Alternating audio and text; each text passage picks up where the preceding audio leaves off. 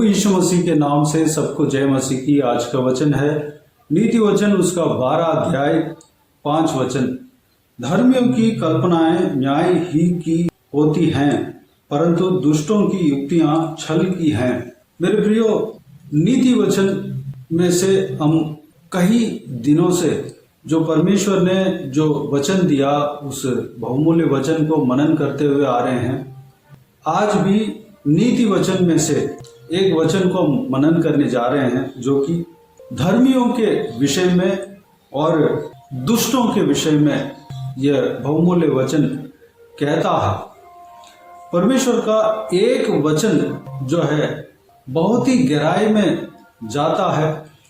एक वचन से हम बहुत कुछ सीख सकते हैं, यानी कि हर एक वचन जो है बहुत गहरी चीज है। गहराई में हम जा सकते हैं। ये दिखने में 2 ही लाइन है, लेकिन उस लाइनों में, इस अक्षरों में बहुत सारे बातें हमें सीखने को मिलता है। ठीक इसी तरह पवित्र बाइबल में जितना भी वचन है, हर एक वचन का जो वैल्यू है वह जैसे मैंने पहले कहा था उसी तरह का है, जो कि हम जितना खोदते हैं उतना ही मीनिंग निकलते जाता है। जितना हम उसको जांचते हैं उतना ही हम सीख पाते हैं।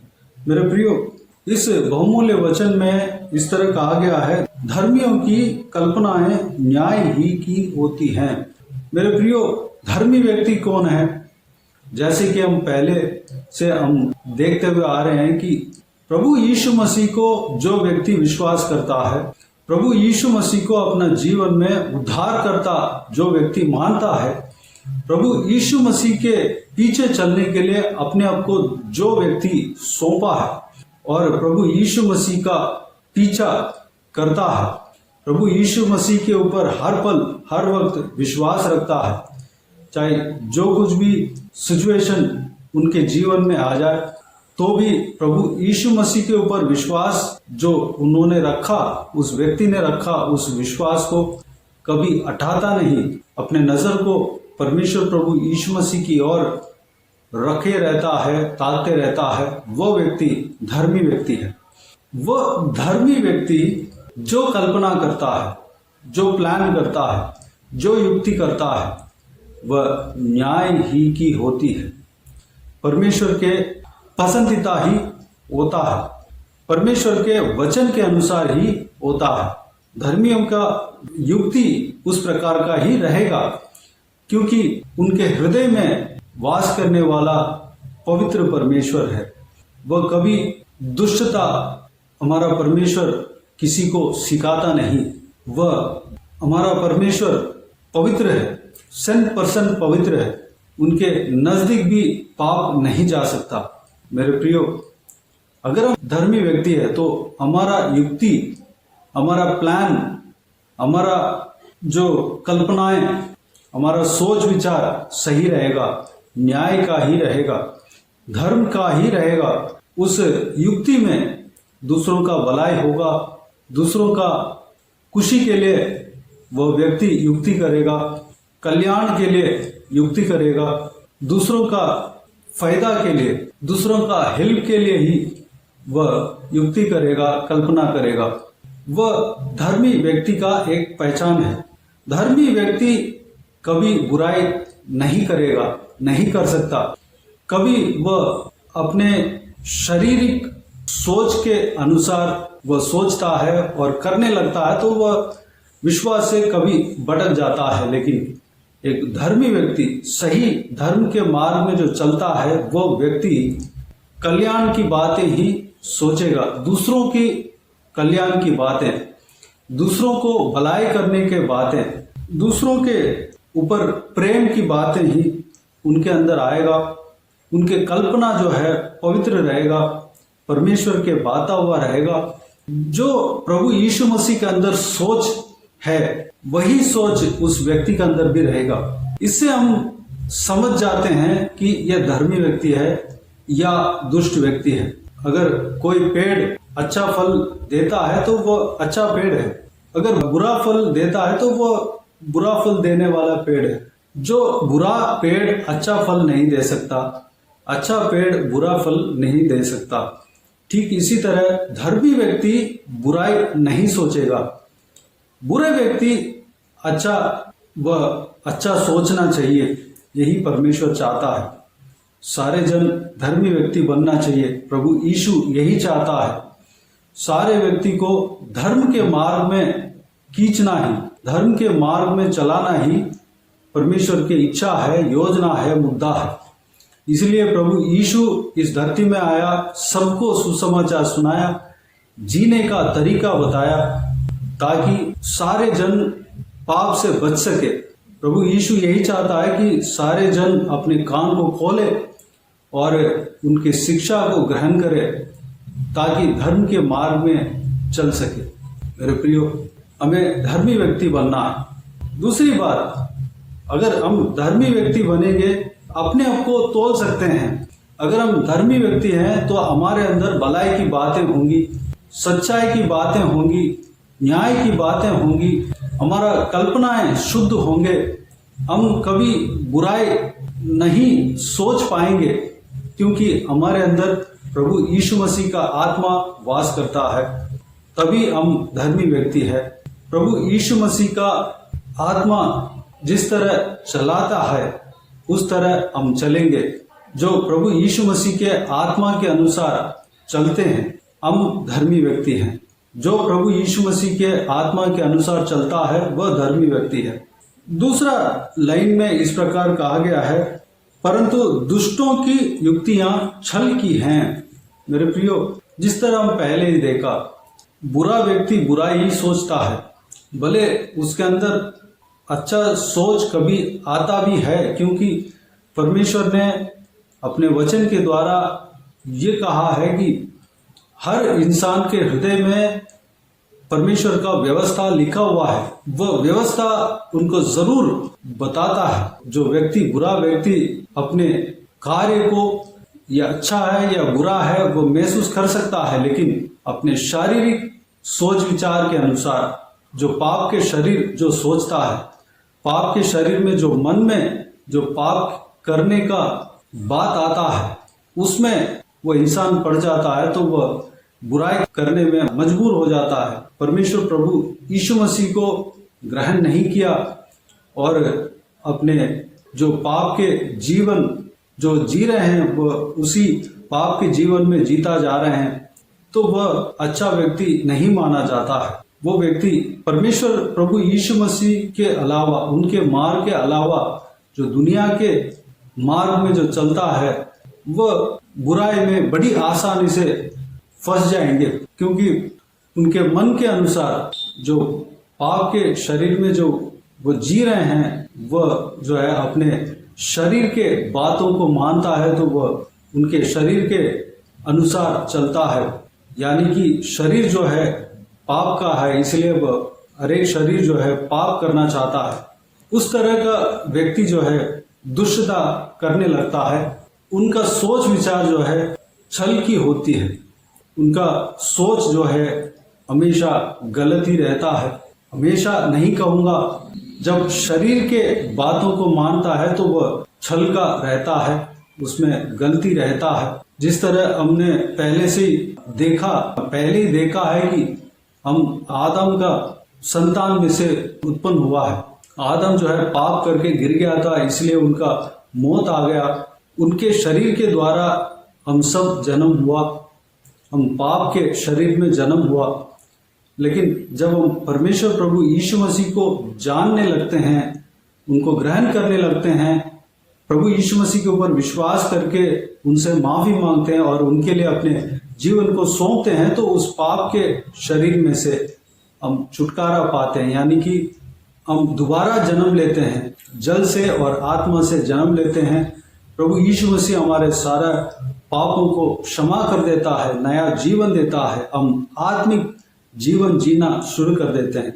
उस तरीके के जीवन जिसको नहीं मिला, जो व्यक्ति इस चीज को विश्वास नहीं किया और उस पुराने जीवन में ही रहे, और पाप के जीवन में ही जी रहा है। जो आदम के द्वारा जो पाप के शरीर में जो जन्म हुआ उसी शरीर के अनुसार जी रहा है, वो व्यक्ति दुष्ट काम करने में मजबूर हो जाता है, क्योंकि पाप के शरीर से वह मन फिराया नहीं, परमेश्वर के लिए अपने अंग को, अपने शरीर को सौंपा नहीं, परमेश्वर के ऊपर, प्रभु यीशु मसीह के ऊपर विश्वास नहीं किया। सुनने के बावजूद भी वह परमेश्वर प्रभु यीशु मसीह को ग्रहण नहीं किया। प्रभु यीशु मसीह से अपने जो भी पाप जो किया था उस पाप का माफी नहीं मांगा, तो वह पाप में ही रह रहा है। तो उस पाप के अनुसार, उस पाप के शरीर के अंदर, जो पाप के शरीर जो कहता है उस बात के अनुसार ही चलने लगता है, वह दुष्टता की मार्ग में चलता है। मेरे प्रियो, अगर हम दुष्टता के मार्ग में चलेंगे तो हमारे अंत जो है मौत होगा, यानी कि अनंत मृत्यु होगा, नरक में हम जाने का खतरा रहता है। प्रभु यीशु हमें बचाने के लिए इस धरती में जन्म लिया, हमें ही नहीं बल्कि सारे जन बचने के लिए ही प्रभु यीशु मसीह इस धरती में आया। और हम सबके लिए, सारे जनों के लिए, जो आदम के शरीर में से जन्म हुआ, पाप के शरीर में से जन्म हुआ, सारे जनों को दोबारा जन्म देने के लिए, जन्माने के लिए, आत्मिक जीवन को बताने के लिए, आत्मिक जीवन में चलाने के लिए, जिस काम के लिए परमेश्वर इंसान को बनाया उस काम को कराने के लिए, जिस मार्ग में चलने के लिए इंसान को परमेश्वर ने बनाया, उस मार्ग में दोबारा चलाने के लिए ही प्रभु यीशु मसीह इस धरती में जन्म लिया। अपने जो मार्ग है, जो पवित्र मार्ग है, जो धर्म के मार्ग है, सबको बताया। अपने चेलों को यह आज्ञा दिया कि ये सारा सुसमाचार पूरे दुनिया में फैलाना, सारे जातियों को फैलाना है, सारे जातियों को प्रभु यीशु मसीह के बारे में बताने के लिए उनको आज्ञा दिया, सुसमाचार सुनाने के लिए उनका आज्ञा दिया। उनके उस आज्ञा के उस कार्य का मतलब यह है कि सारे इंसान पाप से बचना चाहिए, अनंत मृत्यु से बचना चाहिए, जो नरक से बचना चाहिए, मौत से बचना चाहिए, दोबारा प्रभु यीशु मसीह के लिए जन्म लेना चाहिए। जो आदम ने आत्मिक शरीर को खोया, उस आत्मिक शरीर को दोबारा पाना चाहिए, अनंत जीवन में प्रवेश होना चाहिए। इसलिए यह प्रभु यीशु मसीह अपने चेलों को सारे जगत में जाकर सुसमाचार सुनाने के लिए कहा, सत्य वचनों को सुनाने के लिए कहा। मेरे प्रियो, उस सुसमाचार को हमें ग्रहण करना है। अगर इस वीडियो को सुनने वालों में से कोई भी जन ग्रहण नहीं किया हो, अभी भी पाप में ही जी रहे हो, प्रभु यीशु मसीह का सुसमाचार को सुने, ग्रहण करें। प्रभु यीशु मसीह ने क्या कहा उस बात को जाने, पवित्र बाइबल को पढ़े और प्रभु यीशु मसीह के मार्ग में चले। वही सत्य के मार्ग है। प्रभु यीशु मसीह ने कहा, मैं ही सत्य हूँ, मैं ही मार्ग हूँ, मैं ही जीवन हूँ। जो उनके पीछे लगते हैं, जो व्यक्ति उनके पीछे लगता है, वह सही मार्ग में चलता है, स्वर्ग राज्य में वह प्रवेश कर पाएगा। और आत्मिक जो मार्ग में, जिस मार्ग में परमेश्वर जाने के लिए हमें बनाया, उसी मार्ग में परमेश्वर प्रभु यीशु चलाएगा, जो कि वही मार्ग है जो हमें जाना चाहिए। मेरे प्रियो, उस मार्ग में चलने के लिए अपने आप को परमेश्वर के हाथों में समर्पित करें। धर्मी व्यक्ति बनने के लिए अपने आप को परमेश्वर के हाथों में समर्पित करें। आइए हम प्रार्थना में जाएं। स्वर्गीय पिता, दयालु परमेश्वर, आपको धन्यवाद देता हूँ आज के इस आपके बहुमूल्य वचन के लिए। आपको धन्यवाद देता हूँ परमेश्वर, बीते हुए दिनों में हमें संभाला, बचाया, सुरक्षित रखा। आपको धन्यवाद देता हूँ आज के दिन में जो भी आपने, जो आपके बहुमूल्य वचन हमें दिया परमेश्वर, उस बहुमूल्य वचन के द्वारा, जो आपने वचन दिया, उस वचन के द्वारा हमने जो भी मनन किया, सारे बातों के लिए आपको धन्यवाद देता हूँ परमेश्वर। हम हालेलुया धर्मी व्यक्ति बनने पाए परमेश्वर, धर्म के मार्ग में चलने पाए पिताजी। हम जिस तरह एक अच्छा पेड़ अच्छा फल देता है परमेश्वर, हालेलुया, अगर हम अच्छा है, हम धर्म के मार्ग में चल रहे हैं, धर्मी इंसान है, तो परमेश्वर हमारा सोच विचार उसी तरह रहेगा, हमारा कल्पना पवित्र रहेगा, न्याय का बात हम सोचेंगे परमेश्वर। हम धर्म के मार्ग में चलने पाए, हमारा सोच विचार सही रहने पाए, हमारे अंदर कोई गलत बात नहीं आने पाए परमेश्वर, दूसरों का भलाई के बात हमारे अंदर आने पाए परमेश्वर। आपके व्यवस्था के अनुसार हम सोचने पाए, चलने पाए पिता, अनुग्रह देना।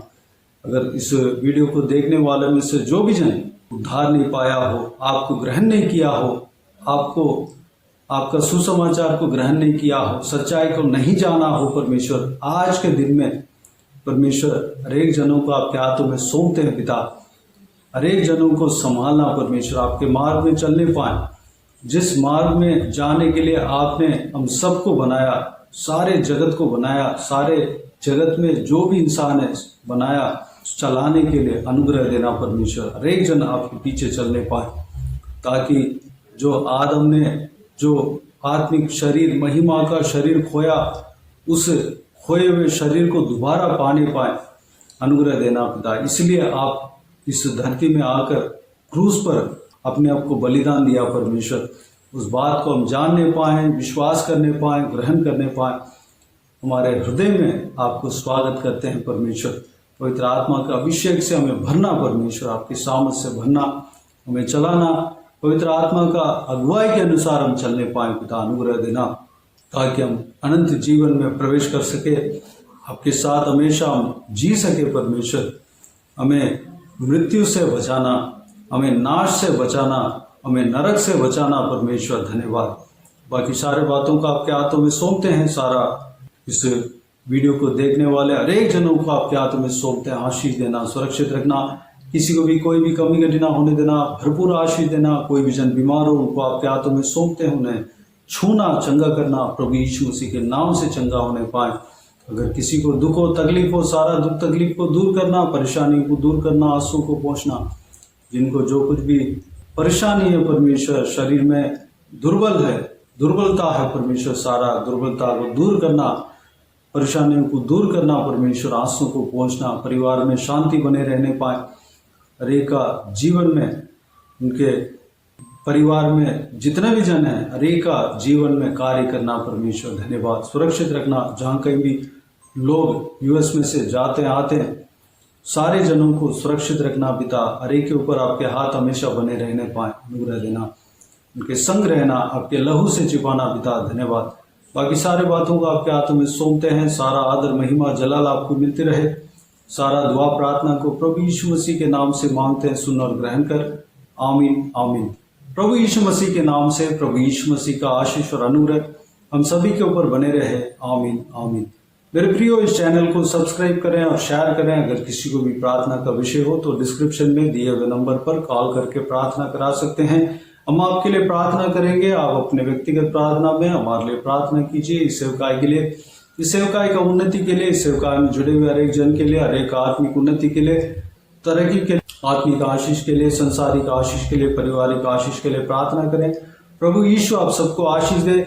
इस सेवकाई के द्वारा परमेश्वर आपके जीवन में कार्य किया हो वो भी हमें बता सकते हैं, ताकि हम सब मिलकर परमेश्वर को धन्यवाद दे सके, महिमा कर सके। प्रभु यीशु आप सबको आशीष दे, आमीन आमीन।